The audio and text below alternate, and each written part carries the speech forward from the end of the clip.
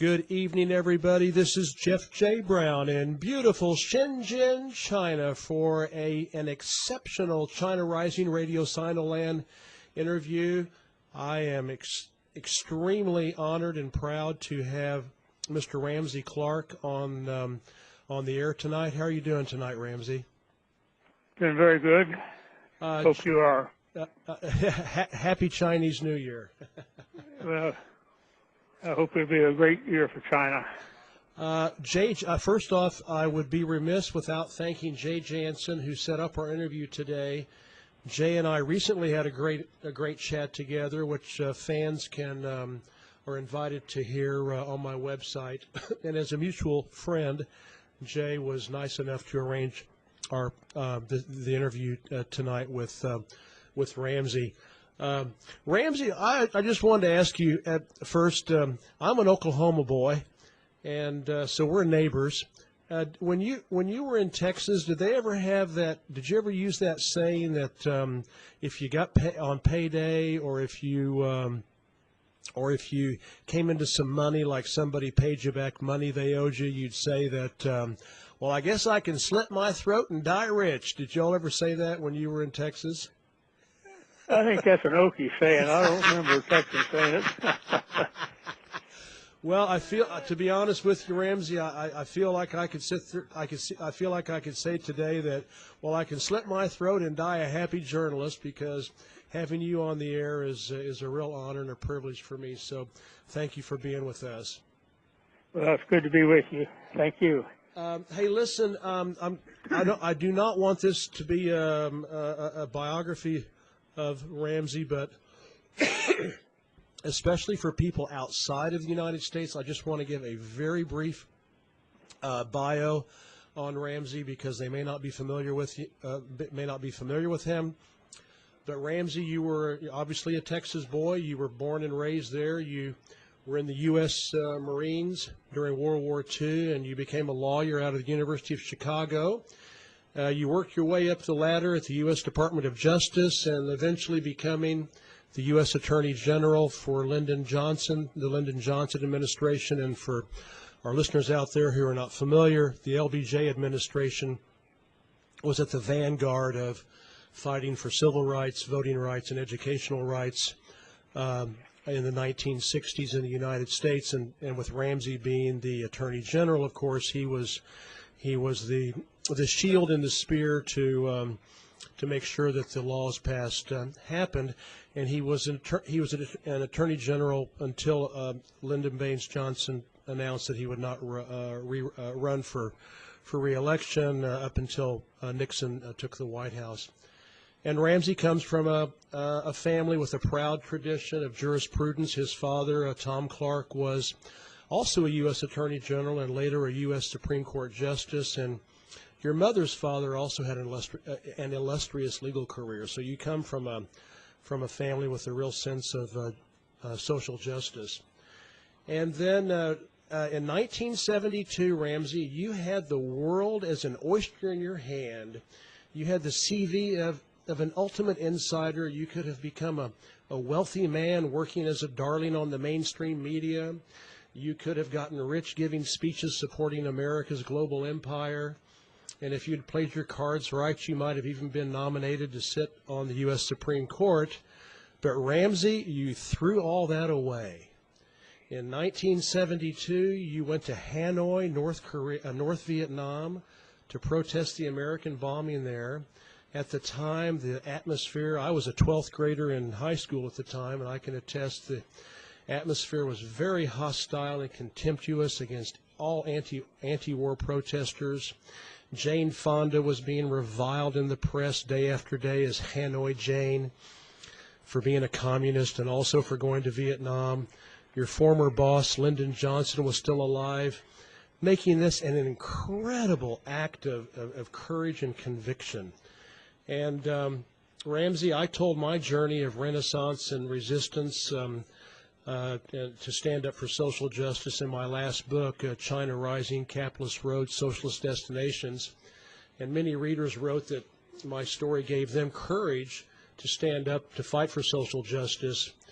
So Ramsey, your voyage of moral awakening, can bring courage to many readers or many listeners out there who want to act and are cowed by convention, family, and peer pressure. So Ramsey, was it the Vietnam War? Was that your defining moment to decide to stand up against American imperialism, or was it some other earlier events? Please tell us what happened when and how you crossed that Rubicon to social justice. Well, I think I'd been on that path for most of my time, even before law school. But the war in Vietnam was so painful and so devastating, so unbalanced and unfair that that's where I dropped everything else and spent my time and efforts trying to get the United States out of it. Yeah, it was amazing what you did, and it really started you on a journey. I will put some links up on this interview for people to track you. I mean, once you stepped out into that bright light, the searing white light of truth and justice. And not the truth and justice of, American empire, but the truth, real truth and real justice, exposing genocide and war and empire. You never turn back, and you've just been a nonstop using that energy and experience as an attorney general. You just kept after it. Even to this day, I know you're still fighting for it. Speaking, so you went to Vietnam. Have you ever been in China?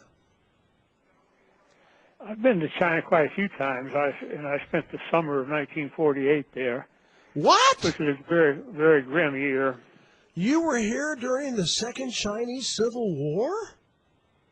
Yep. You were. The last year of it, yeah. Oh, you're kidding! In what capacity, Ramsey?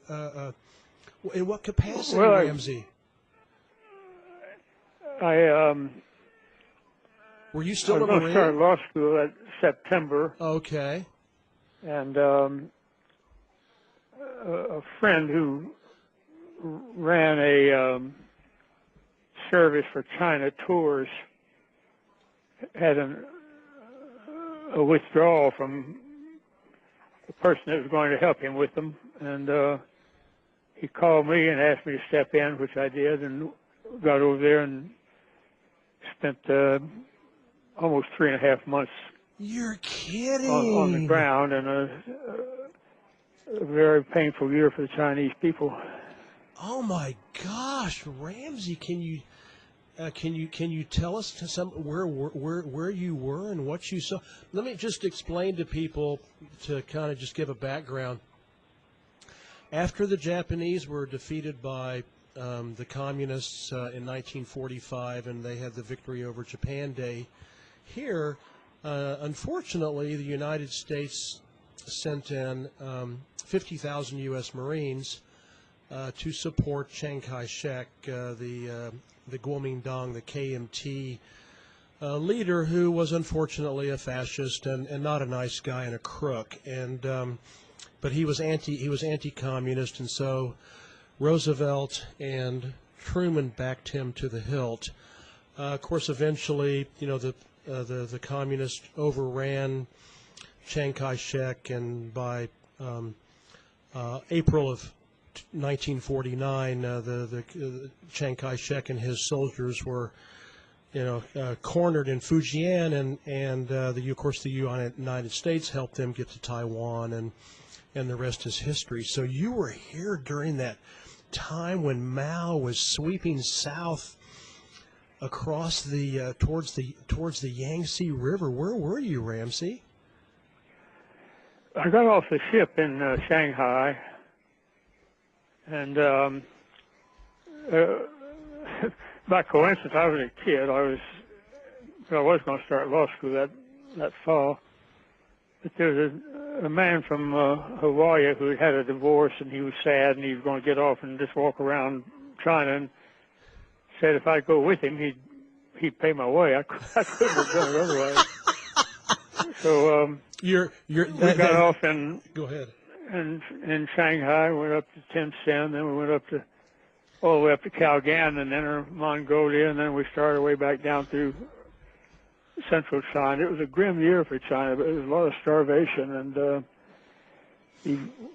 out in the villages at dawn, you'd hear people dragging the bodies of people who died in the night from hunger. Oh my God! And war related to the side of the road. They couldn't bury their own in some of the villages, and carts would come by and like cordwood stack them up to haul them away, so you wouldn't have an epidemic, a greater epidemic than the hunger that was killing tens of thousands of people, hundreds of thousands actually. It was a bad year for China, and a beautiful year to watch their courage. Wow! How did you get around? Train, car? How'd you get around, Ramsey? Primarily trains, some buses. Wow. It was really a very difficult time. China hadn't recovered, and it was poor, and in the villages, people had trouble burying their dead. They'd have to take them out to the edge of the road, and carts would come by in the mornings, I'd said, and haul them away. But the trains were running. You'd eat food, you wouldn't be sure what it was, and you'd drink water and other liquids, and to be careful, you really just had to boil everything, because it was a very unsafe time, and the death rate was very high, and Mao had driven them off the mainland within 3 months after I left. Yeah, for people who don't know, the United States poured $1 billion worth of Lend-Lease guns and tanks and war material into China, into Chiang Kai-shek, into his army. Unfortunately, he was basically a gangster, and a lot of that money, a lot of that stuff was sold to the Japanese, because Chiang Kai-shek hated the communists more than he hated the Japanese. I mean, the Japanese were fascist, and Chiang Kai-shek was a fascist, and so they actually had a lot more in common. And so in today's dollars, it was the equivalent of $7 billion worth of arms that Chiang Kai-shek received by the good graces of the American taxpayer. And but it wasn't enough. I mean, the United States Air Force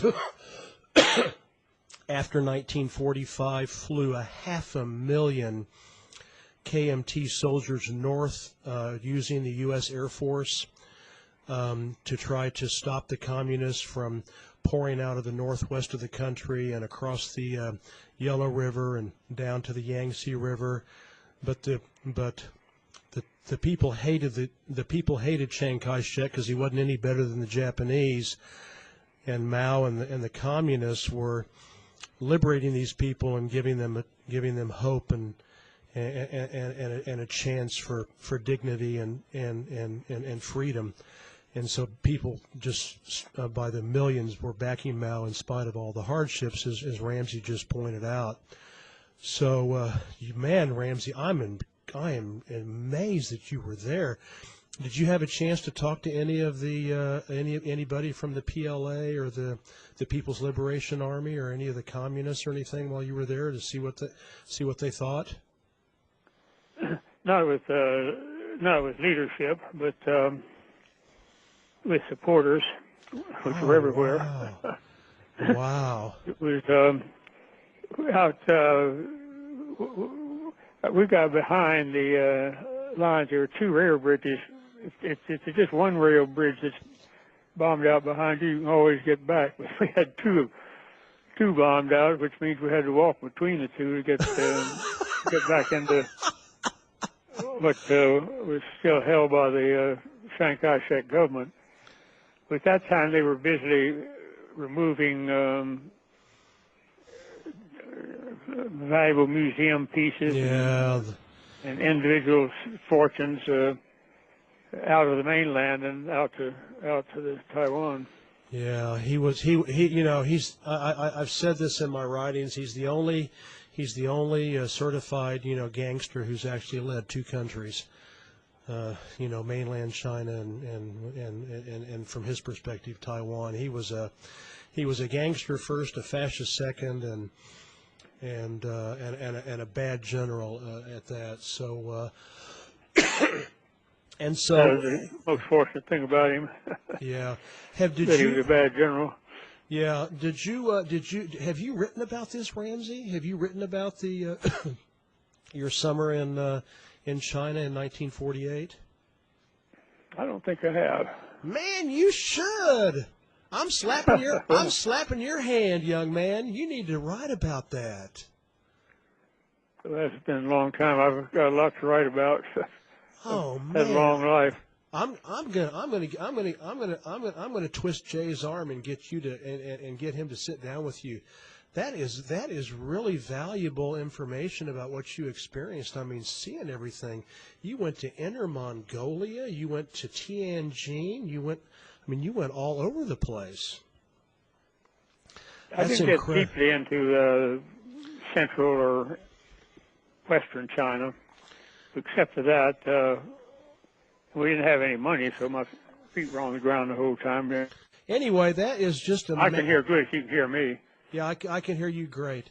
Anyway, that is amazing that you are a testament to the Chinese Civil War, and you traveled around this country for 3.5 months, and you traveled around rough.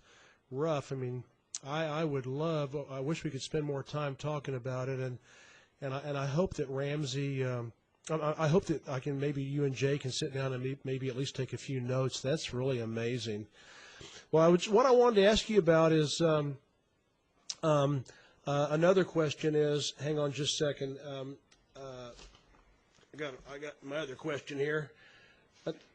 People don't. I do want to point out, you know, Ramsey has been, a tour de force of fighting, standing up for social justice, and sometimes that means standing up to powerful people and powerful interests, and it takes guts to stand up and call Israel a genocidal country, as you did in 2009 at the Durban Review Conference, and in 2006 you also showed tremendous moral conviction to accuse Presidents Eisenhower, Kennedy, Johnson, Reagan, Bush 41, Clinton, and Bush 43 of crimes against humanity, who should be tried under the Nuremberg principles of international law.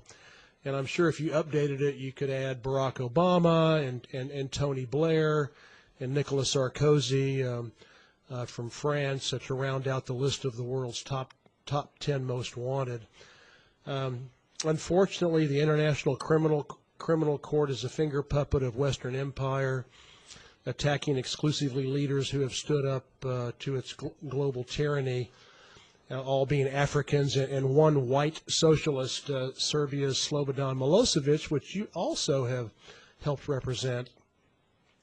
It is so blatantly racist that countries are starting to pull out of the ICC, and it is being derisively called the International Caucasian Court.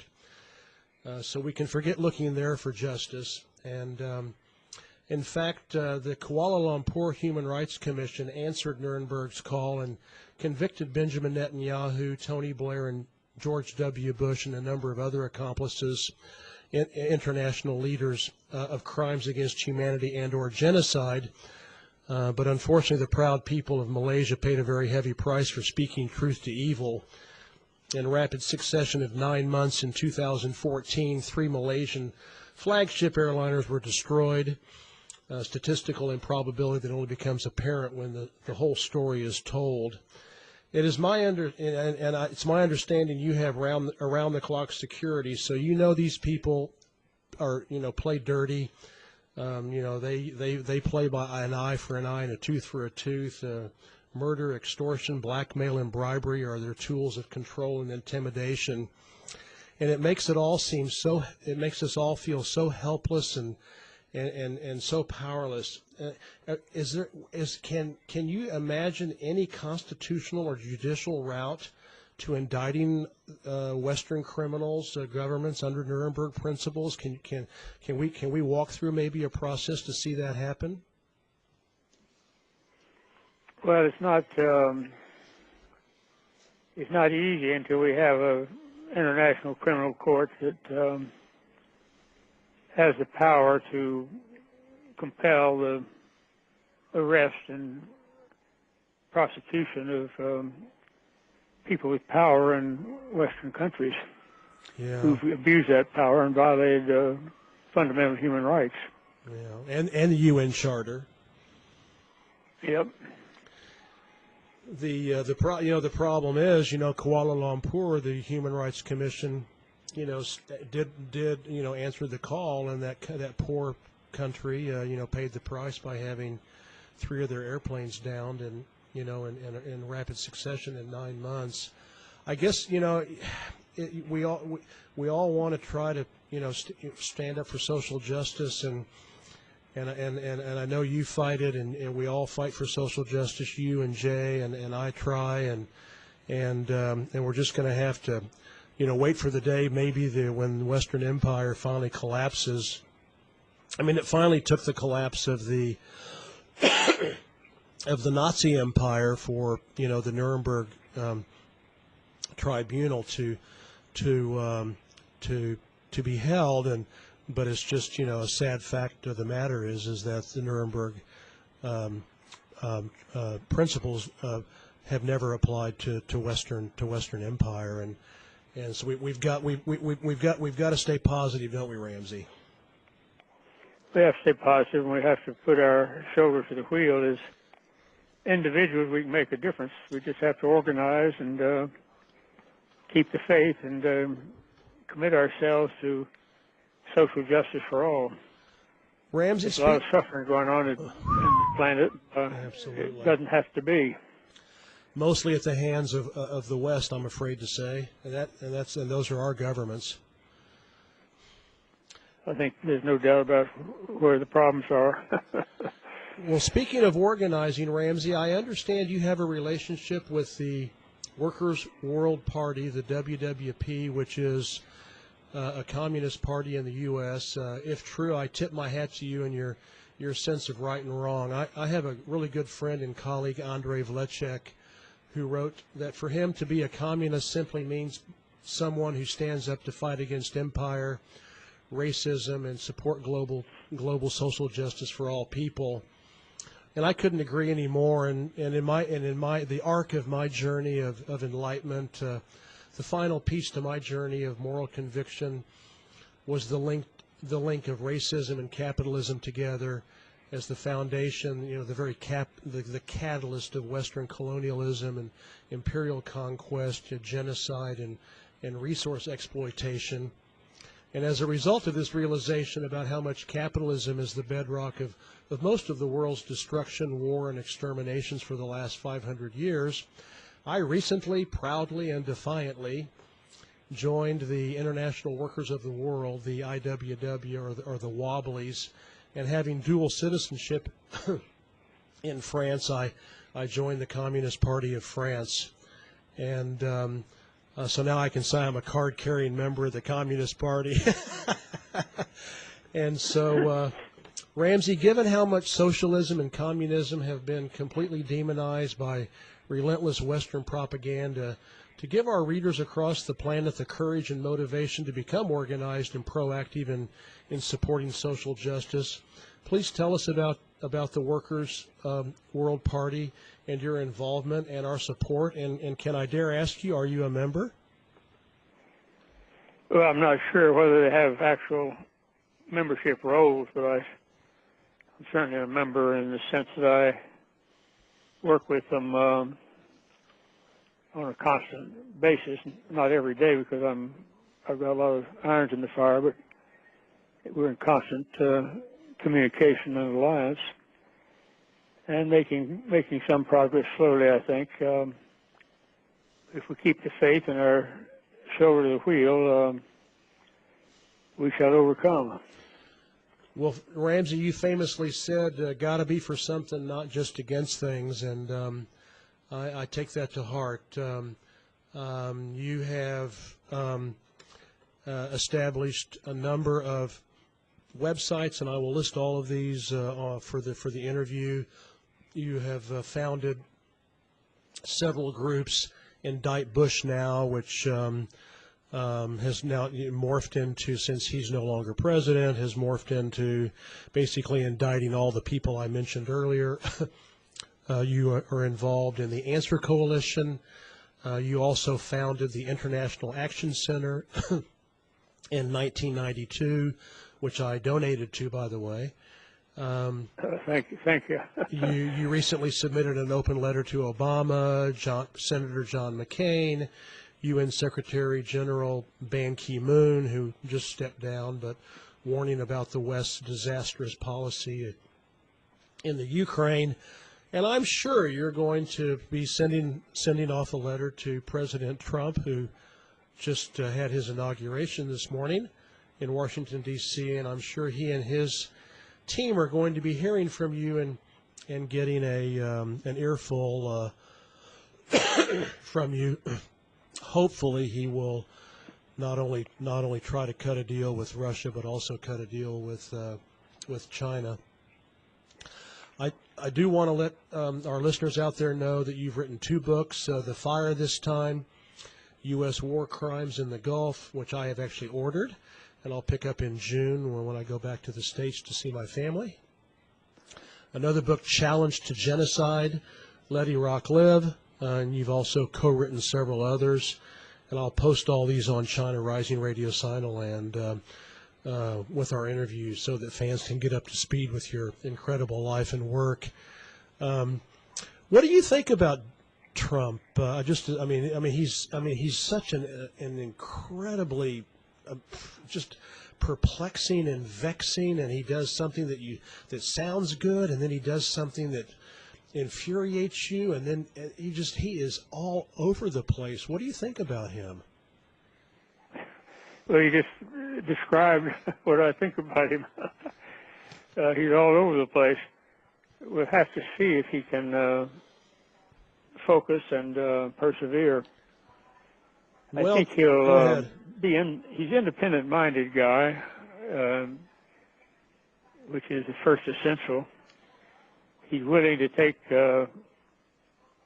chances to go against power. So I think we can be somewhat hopeful. I think his vision is, we can't see beyond where we are, and where he's been makes it hard to see international issues and suffering, and he'll have to have some strong advice and informers if he's going to have a really meaningful hand in improving international conditions for poor and people in poor countries and people in totalitarian countries. But I think he's not timid. He's an adventurous guy, and he'll want to have a good record. And if people who've been there and can show him the problems on an international scale, where he'll be most limited and probably least active, we can hope for a better international policy from the United States. Well, I tell you what, I'm really encouraged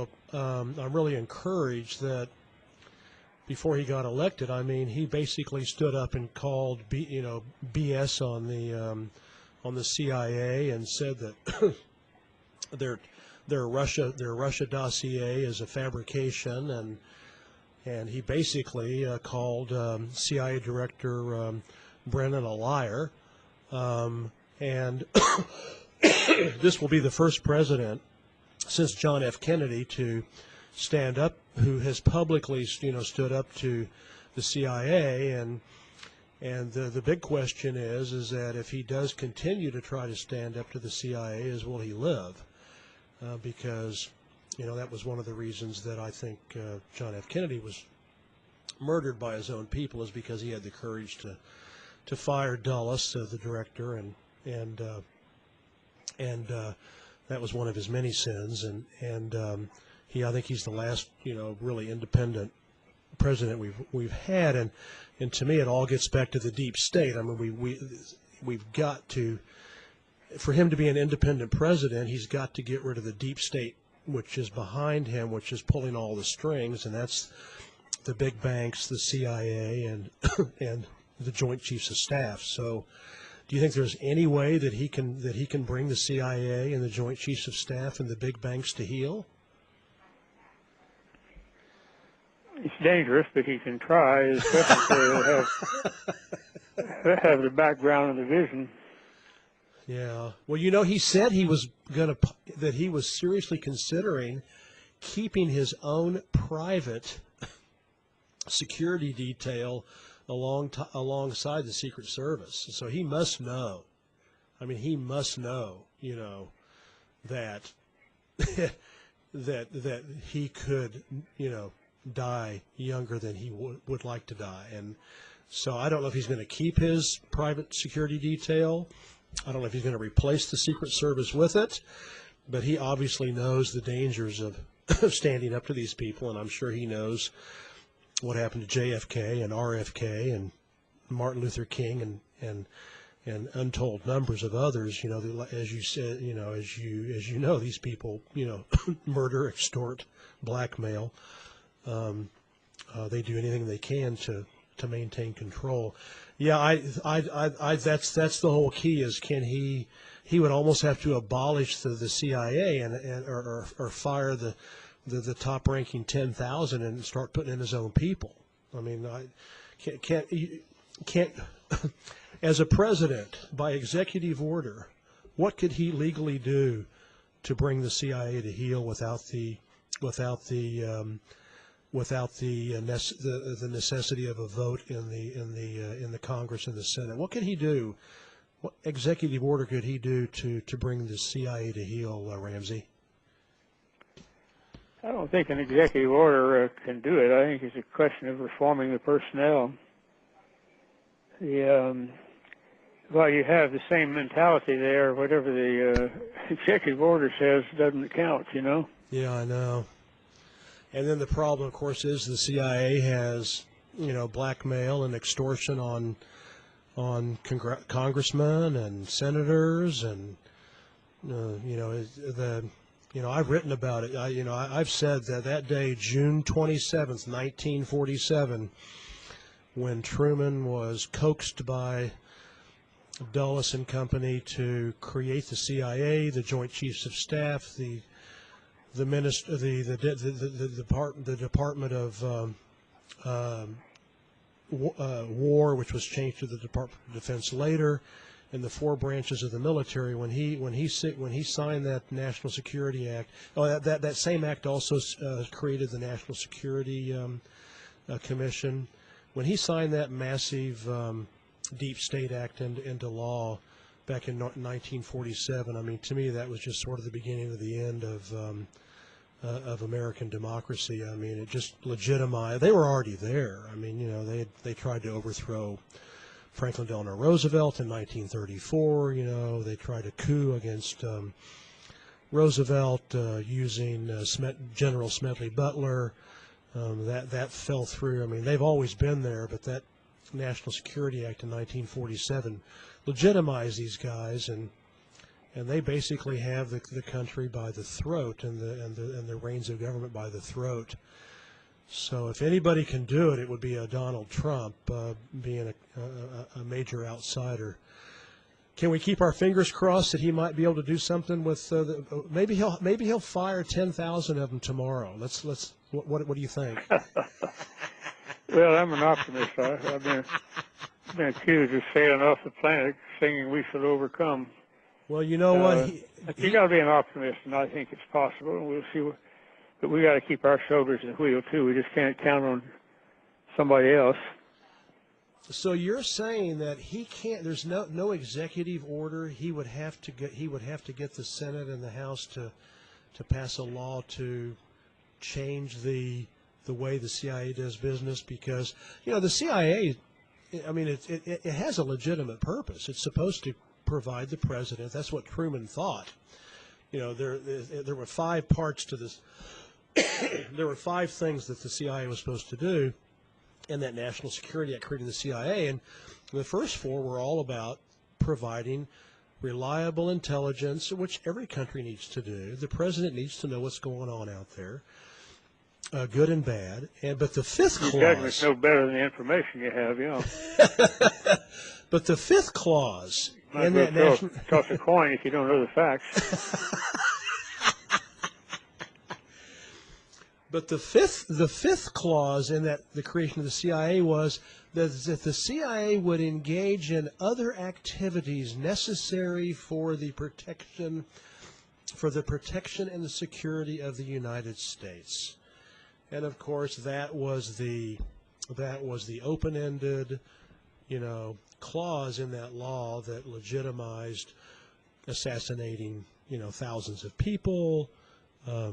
Overthrowing hundreds of governments, black operations, psyops, propaganda. I mean, that was the genie that was let out of the box with that 5th clause in the CIA law. So I don't know if American law would allow Trump to remove that fifth clause from the CIA Act from 1947. I don't know. Well, he's trying to have the political power to do it, but the clauses don't work any better than the will of the people and the government. So you've got to face the reality that until we have a country that doesn't use means that are harmful, as we so often do, you're going to have trouble. Which includes genocide, war, unfortunately, government overthrows, assassinations on it. Well, even General Dwight D. Eisenhower, he's a 5-star general. He complained that during his administration that he could get the Joint Chiefs of Staff to not do something. They would not go against a negative order. But he complained in his writings that when he gave them orders to do certain things, that they just wouldn't do it. I mean, they just refused to follow his orders. So it's when a 5-star general and a hero of World War II isn't even listened to by his own generals, that just lets you know how out of whack the American system of governance is, isn't it? Yeah, I think it's almost equally balanced on both sides of the orders that are positive and orders that are negative. I don't think prohibition of things is any better enforced than orders to do things affirmatively. Yeah. Where you don't have the will of the bureaucracy and the supervision and observation of the people. Well, it's going to be an interesting 4 years with Trump if he lives that long. Sad to say, but that's just the reality of the way it is. And Ramsey, did you hear? I actually wrote about this recently. In 2000, I think it was 2013. Barack Obama was at a fundraiser for some high-end benefactors, and it was a private dinner where they obviously paid a lot of money to be with him that evening, and they were rounding on him. I mean, they were really on his butt about all of his pre-election campaign promises and how he had failed to do this and this and this and this and this and this and this. And there are two witnesses to this that said that this happened, and they've actually published it. He snapped. He snapped back at them and said, "Did you forget what happened to Martin Luther King Jr.?" So that would be the first public, semi-public admission by a U.S. president that they have basically a gun to their heads to follow the orders of people above them if they wish to live. So it's going to take some crazy coot like like Trump, to try to fight such a well organized and well entrenched bureaucracy. Well, principled people like Dr. King himself. Yeah, absolutely, absolutely. That's the better road to justice. I just ordered the book by William Pepper, the lawyer who represented the Martin Luther King Jr. family in that 1999 civil court action that unanimously concluded. It was a grand jury. Yeah, they convened a grand jury that unanimously concluded that Martin Luther King was killed by a conspiracy, and James Earl Ray wasn't even there. But he wrote a book recently. I don't know if you've got. I ordered it. I'm going to come back with a huge suitcase full of books this summer. But he just came out with a book about 3 months ago called "The Plot to Murder King." And did you pick that up and read it, or? Yeah, I've known Bill for years. He sends me his books. Okay, I mean he names names. I mean it's just, I don't know how that guy hadn't been killed. It's just unreal. And anyway, I'm going to read that.